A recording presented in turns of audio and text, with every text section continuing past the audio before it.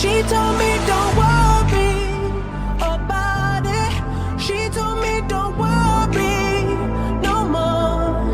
We both know we can't go without it. She told me you'll never be alone. I can feel my face when I'm with you. I can't feel my face when I'm with you. But I like it. But I like it. And it never stopped. Just picking up on what we were talking about before the break, it never stops because State Prop 1 was a great big win for us here recently with the increasing the exemption and, of course, the banning of the transfer tax at the constitutional level. And sometimes people look at that and they go, okay, that's done, and we want to take a break and let off the gas. But let's just, because that just means we've shut down one, potential revenue source. But that just means they'll be back because they'll be coming after something. They're like Arnold. I'd like to give you a little example. My past, before I was in real estate, everybody has a history before real estate. I was a court reporter, and back in the day, it's a hard business, hard to get into, hard to be really good at, but it compensated you well for what you did and the hours. And well, now because their PAC obviously wasn't as strong as ours, that industry, it's very hard to make a living in that industry. And you look at, I want to talk to the realtors now and realize that everything we do for protecting private property rights helps protect their way of living as well. So I would please urge all of my realtor members, affiliate members, you should be a member of this PAC, and you definitely should consider being at the table and not on the menu. And there's different levels. You don't have to come in at 1,000 and more. I mean, there are levels that are less than that. The real estate right PAC likes a strong everybody to $1,000. Yeah, however, that's how we roll. That's like, how we roll. Hello, caller. Please state your investment level and what your cost is. Yeah, $45. If it's a $45, you get 1 second. Yeah. Right. And for the consumer, ask your realtor.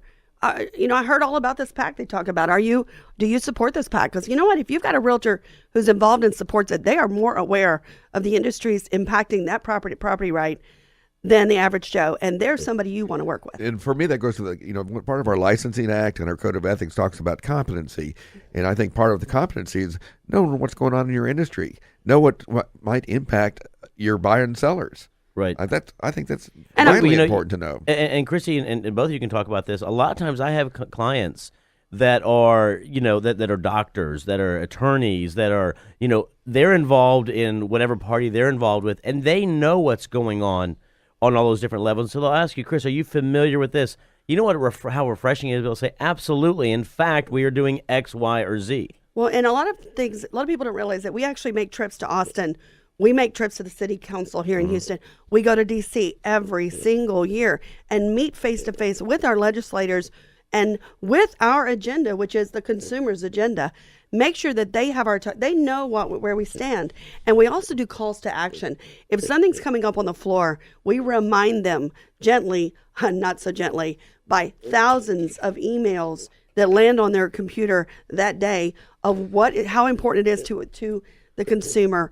And so trust me, they will ask themselves, well, what do the realtors think of this before they act? Yeah, and actually TAR has actually trained. We have Texas Association of Realtors. Yes, we've already said that at least once.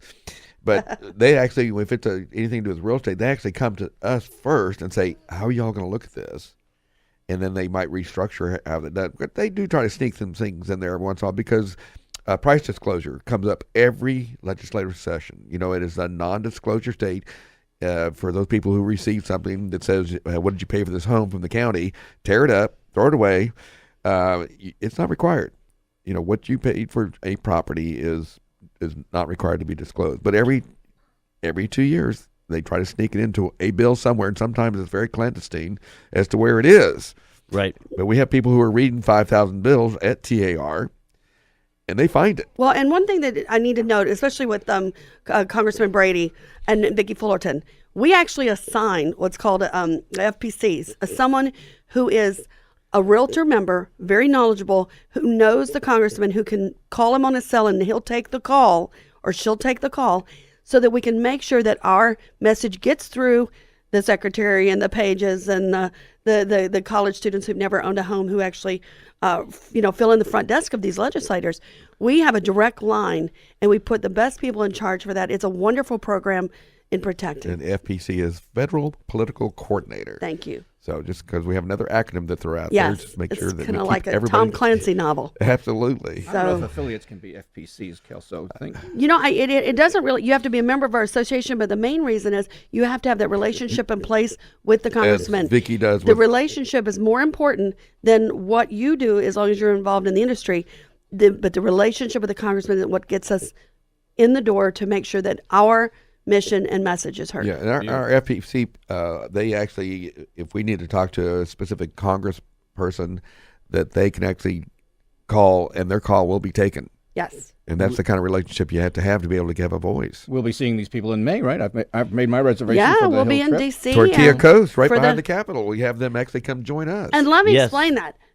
Texas is the only association that has our legislators meet us for breakfast instead of us schlepping through the halls of the Senate and the Congress to go meet all of them. They come together for 2 days and meet with us to understand where we stand on these issues. And it is such a sign of honor to our mission that they make that effort You know, it's for an us. amazing thing because, you know, when we first started doing this more than a decade ago, we did go to their offices. Then we started doing the breakfast. The amazing thing is we are able to accomplish what the president can't accomplish. We have R's and D's having breakfast Having together breakfast. and being nice to each other. Yeah. It's amazing to watch. So I think that, Because they have a common goal, and the common goal is protecting the consumer's private property rights. How can you be on the wrong side of that equation? Yeah, I would agree. That's my story. Yep. We're But sticking some to it. are. But some are. So it's up to the PAC to protect us and make again, sure. when you're looking for revenues, again, Right. the big one that keeps coming up, of course, is, again, the mortgage interest deduction. And that comes up every legislative period, it seems like. And they want to do away with it, which could be hugely impact people because that, there was a time we used to be able to, all interest we could deduct. Your car, anything, credit card, it's all deductible. Then little by little, that's been eroded. And this is the last one that is deductible. Well, and what about cap gains? I mean, Right. when we bought and sold our home in the 80s, we had to pay taxes on capital gain, and it wasn't to the level we are now. I mean, it was the poor guy ended up having to pay taxes on home equity that he had earned by holding and home, Yeah, taking, and protecting now his if you property. are a married couple making $250,000 or less, 500. For married. no, 250 income. Right. I'll talk about the deduction. Right. You are protected up to $500,000, but Right. the adjusted gross income has to be 250 or less to be able Right. to do that. Right. And of course, if a single person, it's $200,000 or less adjusted gross income. Now, most realtors are really good at adjusting their income, by the way, because everything's an expense. I've noticed that they can be very creative. Walk in my shoes. But, Everything is an and then they expense. get $250,000 exempt from capital gains tax. Right. And so, of course, under Obamacare, there's a 3.8% kind of tax. It's a capital gains tax. Right. There's If no it's a kinda to it. But beyond that point, not within that. So you're exempt up to 500 as a couple, 250 as a single person. Right. And if anything beyond that, congratulations, you just made a lot of money. Then you'll be subject to the Obamacare tax of 3.8%. People who are doing stocks and things like that, they're already paying it. Right. Because it's a capital gains. So it's really simple. So. Another question came to my mind, going back to what Christy was talking about before, with the history of the home equity lending and how that all worked out. I totally get the 80%, so you preserve 20% of your equity. But I wonder, do you know the history of how they decided on the minimum $4,000 distribution because you can't take a home equity just draw for $1,500 or $2,000. It's a minimum of $4,000, and I just wonder why that. Do you know how that came around? I don't know the minimum because I was not involved in the industry at that time.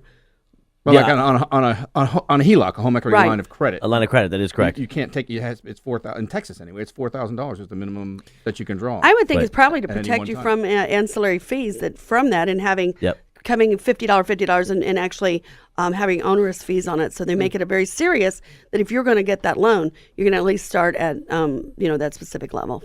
Got it. Again, it's not an ATM. Your home is like a CD. It can't not be an ATM. It should not be an ATM. And I would agree with you right there. And like I said again, that's one of the items that truly protected most Texans during a terrible downturn that we had. Well, there were folks in California, New Mexico, all of these states paying off 18% debt on credit cards with Right. their home equity, but they kept charging on the credit cards. If it had been a one time, okay, I'm debt free now, but no, they kept borrowing against their home. And then when the values of the home plummeted, they were underwater and they had zero negative equity and they're still accumulating debt. It was a recipe for disaster for so many people. Well, they actually had it that you could borrow 110, 120, 110%, yeah. 110 to 120% of the value of your property. I mean, how do you do that? Because appreciation is going to be there. Because- you can't guarantee that. And Because so it was even the banks are ridiculous. speculating. Absolutely. And anytime you have the word speculation in there, that means gambling, folks. Yes. So Well, you know, that's so interesting that you bring that up because, you know, the feds, like, through Dodd-Frank, coming, I'm going to protect America from lenders. They're the ones that created it. Yes. And then they did it. Oh. And then they come back and say, well, we'll fix it. We'll save you all. But, you know, they've we should actually have a created, show on Dodd-Frank. Oh, on CFPB. Well, I would tell you, you want to know what goes on? There's a movie out there, and it's called The Big Short.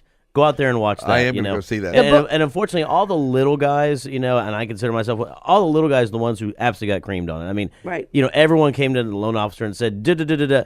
The problem is they didn't realize all the stuff that was going on that high levels as far as, you know, what was going on. Derivatives and- That is all the derivatives, all the credit fault swaps, all that kind of stuff And that then was going there were on. the foreign investors, like the German investors, who really Yep. thought they were buying grade A Well, yeah. Right. Standard & And Poor's. there was- China Yeah. primarily. Exactly. The So- credit agencies were just, I mean, the rating agencies were just. Read the book. Actually, I always say read the book. The book is fantastic, written by Michael Lewis, who did The Blind Side. Yep. Amazing reading if you're not in the industry. We got but a if you minute are, left here. What do you wanna should. leave We them with, do. Christy? You know, I want, Christy, what do you want by leave with, and how can they reach you if you don't mind? Well, yes, you can reach me at my website is ChristyBorden.com, ChristiBorden.com, cell 832-368-5953.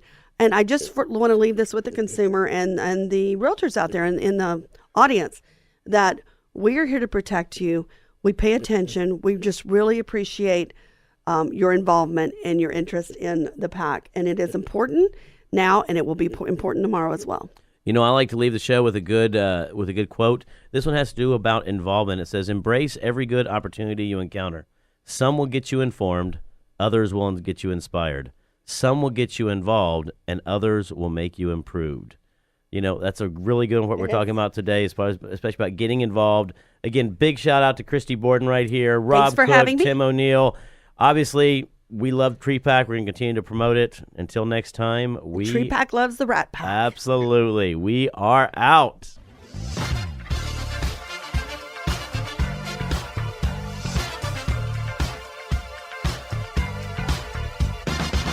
You've been listening to the Real Estate Rat Pack. The Real Estate Rat Pack is ready to answer your toughest questions. So tune in to the really big show every Saturday at 9 a.m. right here on 100.7 The Word